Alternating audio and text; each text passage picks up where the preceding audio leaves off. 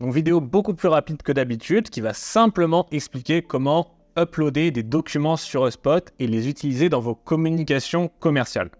Il n'est pas du tout rare de devoir partager des brochures, des plaquettes commerciales ou tout autre type de documents en pièces jointes dans nos communications email.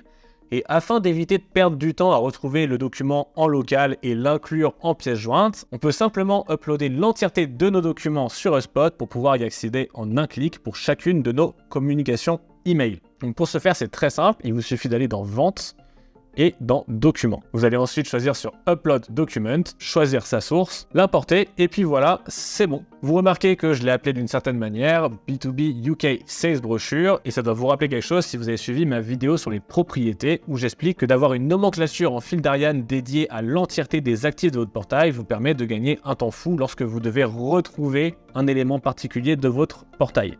Donc ici, on retrouve notre fameuse nomenclature en fil d'Ariane avec notre marché d'abord, B2B ou B2C, le pays concerné et l'objet du document. Vous pouvez également créer des dossiers pour organiser vos documents. Le problème, c'est que contrairement aux listes, on ne va pas pouvoir créer de sous-dossiers, donc il faut se limiter à un niveau d'organisation. Alors maintenant que vos documents sont présents dans votre portail, il faut les envoyer en pièce jointe lorsqu'on fait des communications email. Donc pour ceci, on va sur n'importe quel contact pour faire un exemple. On se rend sur l'onglet email, on crée un email et on voit que ici, on va pouvoir définir notre email et on va pouvoir insérer directement nos documents et on voit qu'ils se retrouvent directement ici. Quand on en aura une centaine ou 200 ou 300, etc., on pourra simplement taper B2B UK pour retrouver celui qui nous intéresse.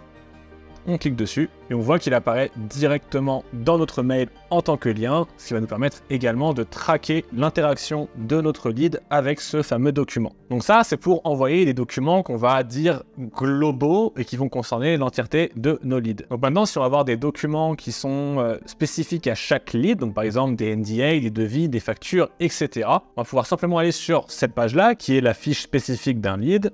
Sur l'onglet à droite des associations, on va voir ici qu'on a des attachments, donc des documents. On peut simplement cliquer sur Add, télécharger un nouveau document et le mettre depuis notre ordinateur directement sur sa fiche. Ce qui va nous permettre d'avoir une trace de tous les documents relatifs à ce prospect ou ce client en un clin d'œil. J'espère que cette vidéo vous a plu. Si c'est le cas, n'hésitez pas à mettre un pouce en l'air, à vous abonner à la chaîne et à sauvegarder la playlist de cette série de formations pour être sûr de ne pas rater les prochains épisodes. Et n'oubliez pas le lien dans la description vous donnant accès à l'entièreté du contenu et du contenu bonus additionnel sur comment mettre en place son portail HubSpot de la manière la plus efficace possible. Pour ceux qui me découvrent avec cette vidéo, je suis Grégoire, expert HubSpot depuis plus de 7 ans et je vous dis à très vite pour de nouvelles astuces HubSpot.